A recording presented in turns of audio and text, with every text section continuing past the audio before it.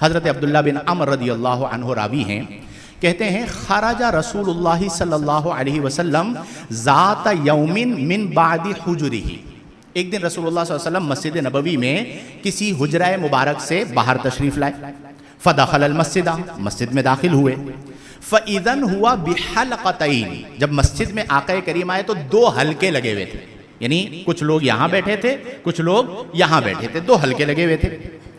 احداہما، ان دو حلقوں میں سے جو ایک حلقہ تھا وہ کیا کر رہے تھے؟ فرمایا یقرؤون القرآن ویدعون اللہ، وہ قرآن پڑھ رہے تھے اور اللہ سے دعائیں مانگ رہے تھے۔ والأخرى، اور جو دوسرا حلقہ لگا ہوا تھا، یتعلمون ویعلمون، وہ علم دین سیکھ رہے تھے اور سکھا رہے تھے۔ اب یہ دو حلقے لگے ہوئے، آقا کریم تشریف لائے۔ فقال النبی صلی اللہ علیہ وسلم، دونوں کو نبی کریم نے دیکھا تو فرمایا کل علی خیر، یہ حلقہ بھی خیر پر ہے اور یہ حلقہ بھی، دونوں خیر پر ہیں۔ ہاؤلائی، یہ والا جو حلقہ ہے، یقرؤون القرآن، یہ قرآن کی تلاوت کر رہے ہیں، ویدعون اللہ، اور اللہ سے دعا مانگ رہے ہیں۔ فرمایا فإن شاء اعطاہم، اگر اللہ چاہے تو انہیں عطا کرے، وإن شاء منعہم، اور اگر اللہ چاہے تو انہیں منع کر دے۔ ایک حلقہ یہ کر رہا تھا، وہاؤلائی، اور فرمایا یہ جو دوسرا حلقہ ہے، یتعلمون، جو تعلیم دین کر رہے ہیں، علم سیکھ رہے سکھا رہے ہیں، فرمایا یہ وہ ہیں جو علم سیکھ رہے سکھا رہے ہیں۔ اور اس کے بعد میرے آقا کریم نے فرمایا انما بعثت معلما، میں بھی معلم بنا کر مبعوث کیا گیا ہوں۔ اور روایت میں آتا ہے فجلس معہم، اب حلقے دو ہیں، آقا کریم تشریف لائے، اس حلقے میں بیٹھے یا اس حلقے میں بیٹھے، تو راوی کہتے ہیں فجلس معہم، جو لوگ علم سیکھ اور سکھا رہے تھے، جلس معہم، آقا کریم ان کے ساتھ۔ میرے پیارے دوستو، اب آپ اندازہ لگائیے، دونوں حلقے خیر پر، لیکن جو دوسرا علم کا حلقہ ہے اسے تین طرح سے اہمیت ملی۔ آقا کریم صلی اللہ علیہ وسلم نے پہلی اہمیت فرمایا یہ علم کا جو حلقہ ہے یہ ان سے زیادہ بہتر ہے۔ کیوں بہتر ہے؟ میں بھی معلم بنا کر بھیجا گیا ہوں، اور پھر آقا کریم صلی اللہ علیہ وسلم خود ان کے ساتھ تشریف فرما ہو گئے۔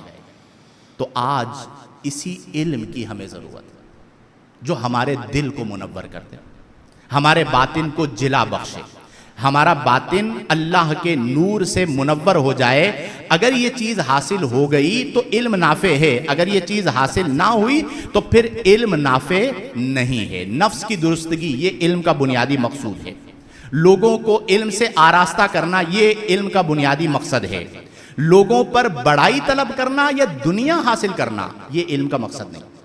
ایک حدیث مبارکہ اکثر الصحابتی روایتاً حضرت ابو ہریرہ رضی اللہ تعالی عنہ روایت کرتے ہیں من تعلم علما مما یبتغى به وجہ اللہ، فرمایا کہ جس نے علم سیکھا جس سے صرف اللہ کی رضا مقصود ہونی چاہیے، وجہ اللہ، للہ، اللہ کے لیے علم سیکھنا، اس لیے علم ہی سیکھا۔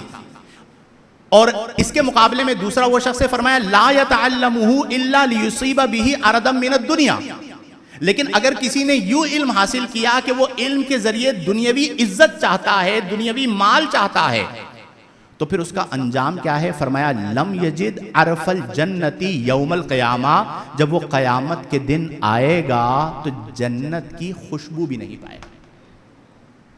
میرے دوستو، ہمیں اس پر غور کرنے کی بڑی ضرورت ہے کہ ہم کس نیت سے علم حاصل کر رہے ہیں۔ تو آج کوشش یہ کریں کہ جہاں پر بھی علم کی محفل ہو، آپ العلم نور فی قلب المؤمن، مومن کے دل میں جو نور ہے اس نورانیت کا تعلق ہونا چاہیے۔ ہمارے ہاں کیا ہوتا ہے، بعض اوقات ہم طرز کے پیچھے چلے جاتے ہیں، جوش کے پیچھے چلے جاتے ہیں، کیا سیکھا ہمیں اس سے سروکار نہیں ہوتا، ہم کہتے ہیں یار یہ خطیب بہت اچھے تھے، کیوں؟ بہت جوشیلے تھے۔ کسی زمانے میں ہم بھی جوشیلے خطابات، اسی معاشرے کو سیکھتے سیکھتے بڑے ہو رہے تھے نا، تو ہم بھی جوشیلے خطابات کیا کرتے تھے، بہت مزہ آیا۔ کیوں مزہ آیا جی؟ بہت جوشیلا خطاب، پبلک کو ہلا دیا۔ ارے میرے بھائی، آپ نے سیکھا کیا؟ یا میں بیان کرنے آیا تو میرے بیان کرنے کا مقصد کیا؟ اسلاف رحمہم اللہ، علماء کرام جو جملہ فرماتے تھے العلم لا یؤخذ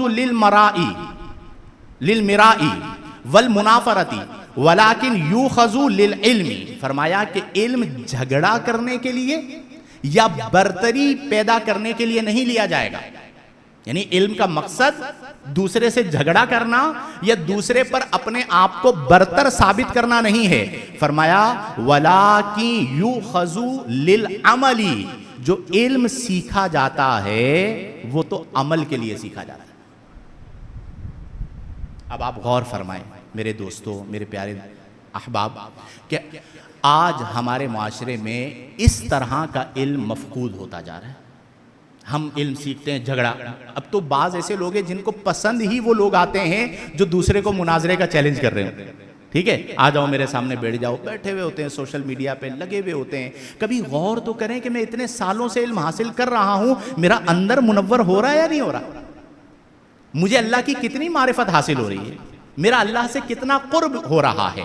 علم جو ہے وہ نور ہے، اسے ہمیں اپنے دلوں میں پیدا کرنا پڑے گا، اپنے مزاج کو بدلنا پڑے گا. طلب علم میں جو کلفت ہے، مشقت ہے، اسے برداشت کرنا پڑے گا. تو انشاءاللہ الجلیل ہمارے معاشرے میں علم جب عام ہوگا تو ہماری قوم باشعور قوم بنے گی. تو میں امید کرتا ہوں، اجازت ہے مجھے آپ لوگوں سے امید لگانے کی. ایسا تو نہیں ہوگا کہ جن پہ تکیہ تھا وہی پتے ہوا دینے لگے کہ میں نے غلط امید لگا لی.